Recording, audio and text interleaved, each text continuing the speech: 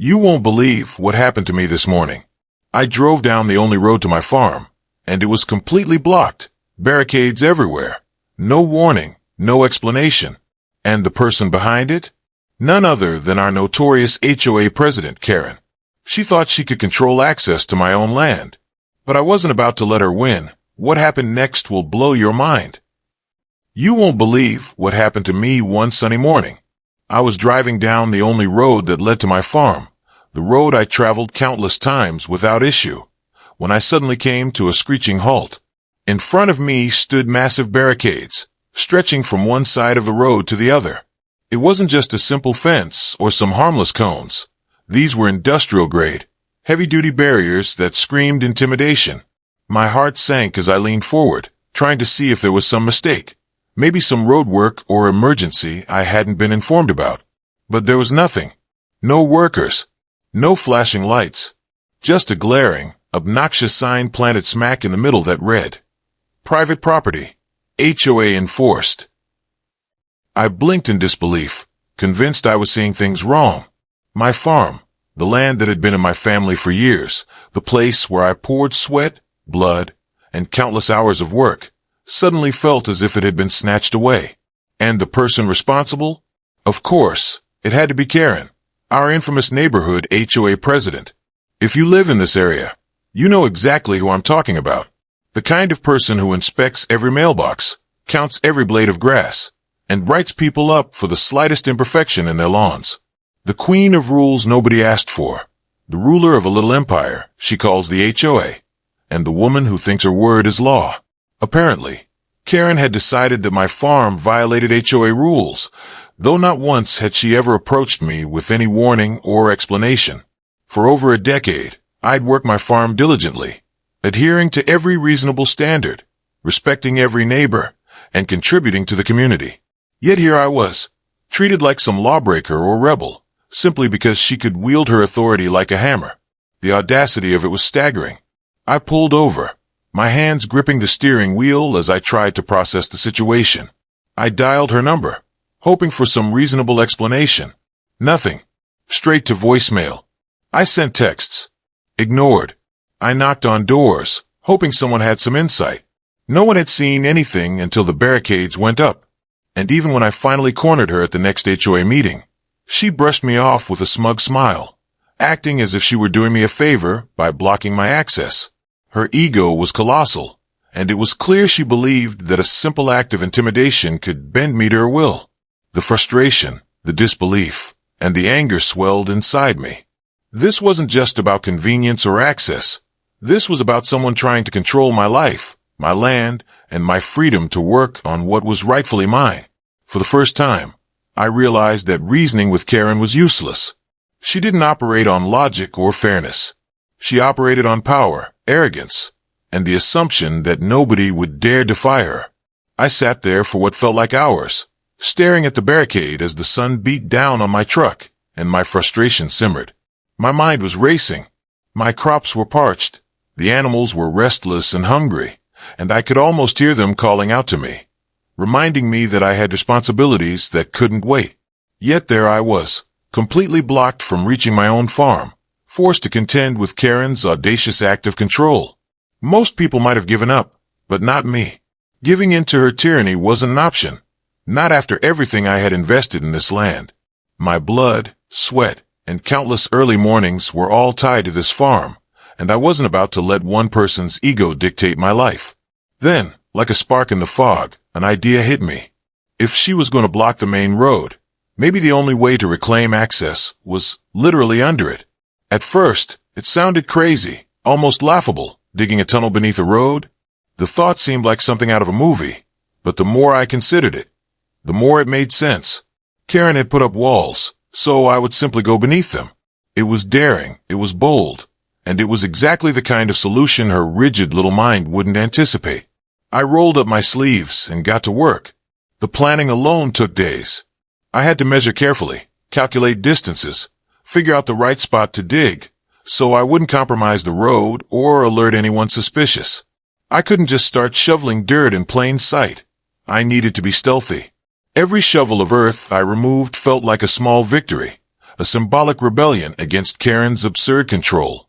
With each scoop, I felt more determined. This wasn't just a tunnel. It was a statement that no petty HOA president could dictate my life. The risk was enormous. One wrong move, and the tunnel could collapse, trapping me or causing serious damage to the road above. There was also the looming threat of legal trouble. If Karen discovered what I was doing, she wouldn't hesitate to press charges, twisting her authority to make me the villain. But the thought of surrendering my farm, my livelihood, and my dignity was far worse. I knew the risk, yet I also knew that bold action was the only way to win. Night after night, I dug in secret, my hands blistered, my back aching, but my determination unwavering. I imagined Karen perched in her little HOA office, smugly thinking she had me cornered, while beneath the road, I was quietly plotting my way around her tyranny. Every inch of progress was a small triumph, a step toward reclaiming what was rightfully mine. By the time I finally broke through to the other side, the tunnel wasn't just a passageway. It was proof that courage, creativity, and sheer persistence can overcome even the most ridiculous obstacles. Finally, after nights of digging, aching muscles, and hours drenched in sweat, the tunnel was complete. The earthy scent of soil mixed with the faint coolness beneath the road as I crawled through for the first time. It was narrow, tight enough that I had to move slowly, but sturdy enough to safely carry my tools, feed, and supplies. Every step forward felt like reclaiming a piece of my life that Karen had tried to snatch away. I couldn't stop grinning. Freedom had never tasted so sweet. For the first time in days, I felt in control again. No barricades, no arrogant HOA president dictating my movements. Just me, my farm, and the quiet victory of ingenuity. But then something unexpected happened. While inspecting the tunnel and the dirt I had carefully removed, I noticed a small, weathered folder partially buried near the edge of the barricade. Curious, I pulled it out and began sifting through the papers inside. What I found made my jaw drop. There were HOA memos detailing who Karen had targeted and why, private emails between her and certain board members, and even financial reports that clearly showed funds being misappropriated for her personal projects. It was shocking. She hadn't just been overstepping boundaries with my farm. She had been systematically abusing her position, manipulating the HOA for personal gain, and intentionally obstructing homeowners she disliked. Suddenly, my little battle over access to the farm transformed into something much bigger. This wasn't just about a blocked road anymore. It was about exposing corruption, revealing the abuse of power, and holding someone accountable who thought they were untouchable. Karen's actions were far more sinister than anyone suspected, and I realized that by stumbling upon these documents, I had uncovered the key to dismantling her reign of intimidation. I felt a mix of adrenaline and responsibility. The tunnel that had started as a practical solution to reach my farm now became a gateway to justice. Every grain of dirt I had shoveled took on new meaning, as if the very act of digging had unearthed not only a path beneath the road, but also the truth lurking beneath the polished facade of our neighborhood's HOA. I knew that with this evidence, I could shine a light on the corruption that had quietly affected so many lives, and finally hold Karen accountable for the chaos she had inflicted. With the evidence in hand, I knew I had a responsibility, not just to myself, but to the entire neighborhood. I didn't waste a single moment. I carefully organized the documents, emails, and financial reports, making sure everything was clear, factual, and undeniable. Then I reached out to local authorities, explaining the situation and presenting the evidence I had uncovered. At the same time, I contacted a few trusted news outlets, knowing that public attention would be essential to ensure Karen couldn't manipulate the narrative or intimidate anyone. The reaction was immediate. Within hours, reporters were calling, neighbors were whispering, and social media posts about Karen's abuses began circulating like wildfire.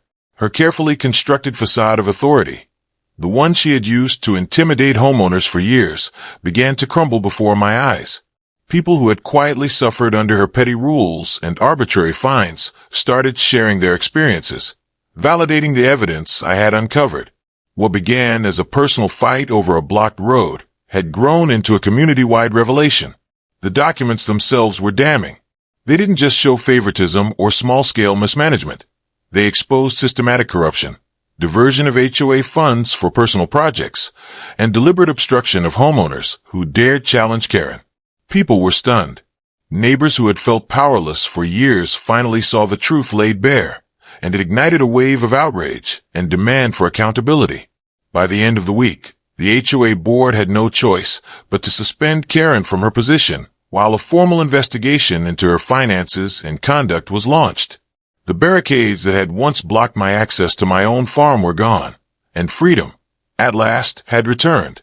My little secret tunnel, dug in the dark under the road, had become much more than a path to my land. It was the literal gateway to exposing the truth and holding someone in power accountable. Standing on my farm, looking out over the fields and animals, I realized that courage, ingenuity, and persistence could overcome even the most entrenched authority. I had not only reclaimed my property, but I had also delivered a major blow to corruption, proving that no one, not even a self-righteous HOA president like Karen, is above the law or the people they are supposed to serve. Standing on my farm, looking out at the road now completely clear of barricades, I felt an overwhelming sense of justice, a satisfaction stronger than any frustration I had felt during the previous weeks. The air felt lighter, and even the breeze seemed to celebrate the return of normalcy. Karen had spent months believing that her authority, her ego, and her ability to intimidate neighbors could bend everyone to her will. She had underestimated the determination of someone willing to fight for their land, for their livelihood, and for what was right. And in the end, her arrogance had been her downfall. The tunnel I had painstakingly dug remained a quiet but powerful symbol of resilience. It was more than a secret passage beneath a road. It was proof that ingenuity, courage, and persistence can overcome even the most stubborn and oppressive forces. Every shovel of dirt, every sleepless night, every moment of doubt had been worth it. I had learned a vital lesson. When faced with unreasonable power, victory isn't always about confrontation or aggression. Sometimes it's about patience, strategy, and careful planning, finding a path where others see only obstacles. And the neighborhood. Oh, the neighborhood had finally opened its eyes. People who had once silently endured Karen's petty rules and arbitrary punishments now saw the truth. They realized that the woman they had feared for so long was not invincible. Her reign of terror, built on intimidation and corruption, had crumbled under the weight of evidence, courage, and collective awareness. Standing there, watching my farm thrive once again, I felt a profound sense of accomplishment. My property was safe, my animals were secure, and my crops were no longer at the mercy of a tyrant. Karen's reign of terror was over, her power diminished, and my farm had been reclaimed, not just physically, but symbolically, as a testament to the idea that no one, no matter how powerful, is above justice. And that's how I reclaimed my farm, exposed Karen's corruption, and showed that determination and strategy can beat even the most stubborn tyrants. If you loved this story, make sure to hit that like button, subscribe to the channel, and don't forget to turn on notifications. You won't want to miss the next unbelievable HOA showdown.